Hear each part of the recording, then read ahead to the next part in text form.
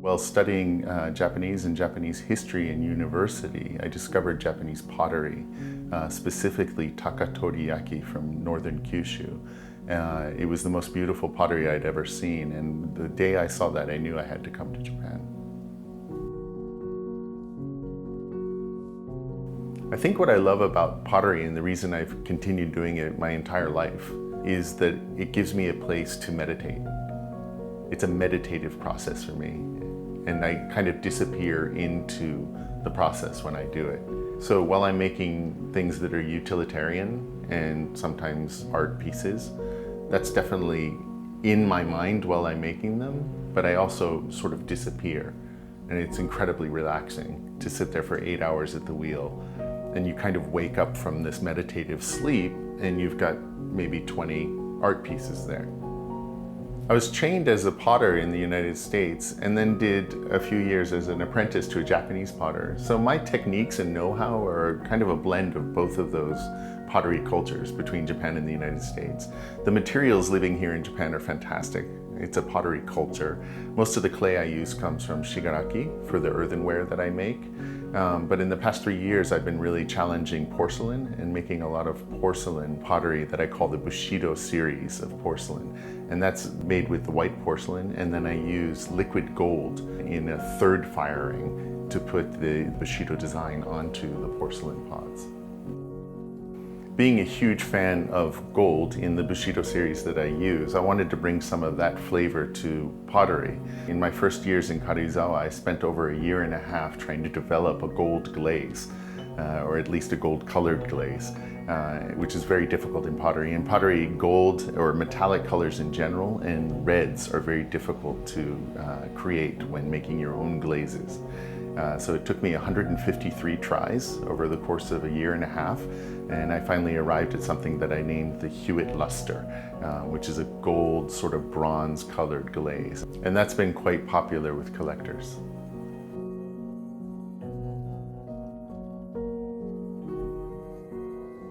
My interest in Japanese traditional screens started after visiting a museum where I saw some screens from the 12th and 14th century that were pretty worn away.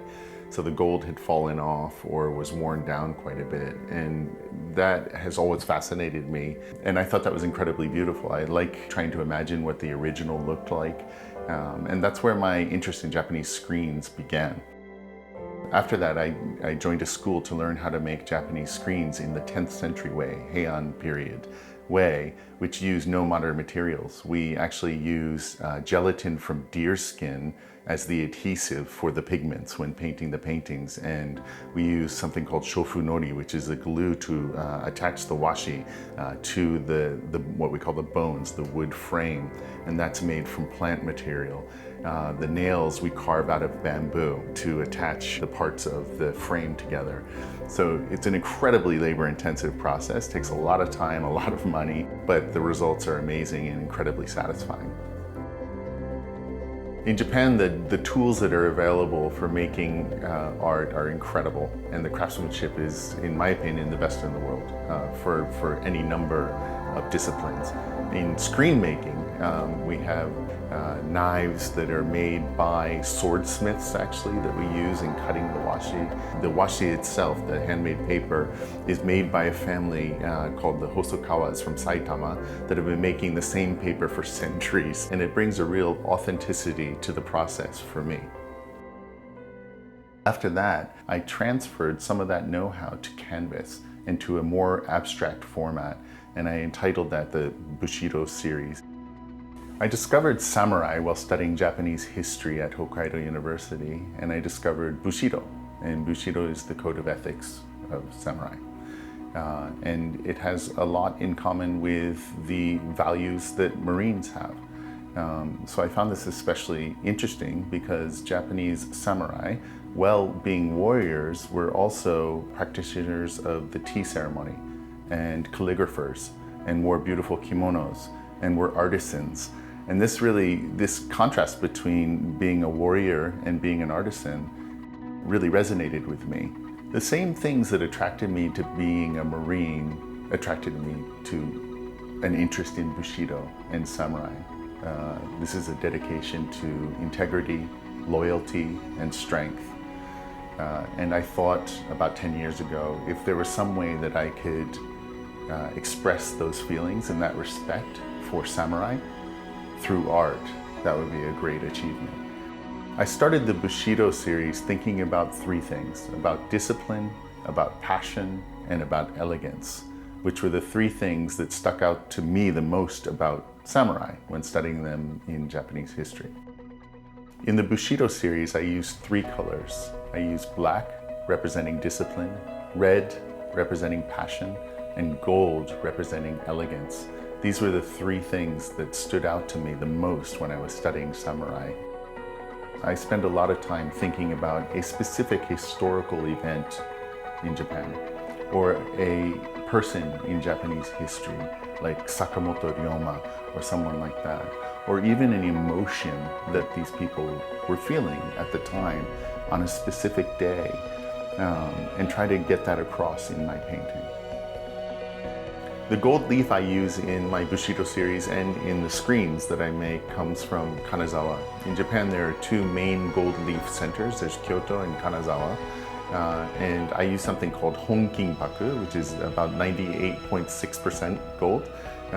And it's incredibly soft, incredibly thin, and quite difficult to work with. So it took a lot of practice and a lot of mistakes to get good at using gold leaf, but the quality of the Kanazawa gold leaf is the best I've found. And because you're using such a high gold content, it won't change over time with exposure to sunlight or other elements. And it's actually very, very beautiful to look at, but it also reflects light. Many of my collectors hang their Bushido paintings in the entranceway to their homes. It lightens up the entranceway. Gold in Japanese culture creates a very welcoming atmosphere. The final accent in creating a Bushido painting is the application of the black paint with a large calligraphy brush. And I really focus on putting a lot of energy and focusing on the title of the painting when I'm doing that. And the movement is based in my mind on sword movements or on Aikido movements. So they're very linear and include a lot of power. After doing this for 10 to 20 years, you get pretty good at it, and you can actually control the flight of the paint when you're throwing it through this movement. One thing I'm very cognizant of is the legacy that is created by craftspeople around the world, but also in Japan. And this shows up in my art through the tools I use. I didn't create those tools or the technique. I inherited those. That process of passing down techniques and motifs and love of art and love of craftsmanship has benefited me. And so I'm very, very aware that I am not 100% responsible for my art, that it's a process, it's a legacy that's being passed down through generations.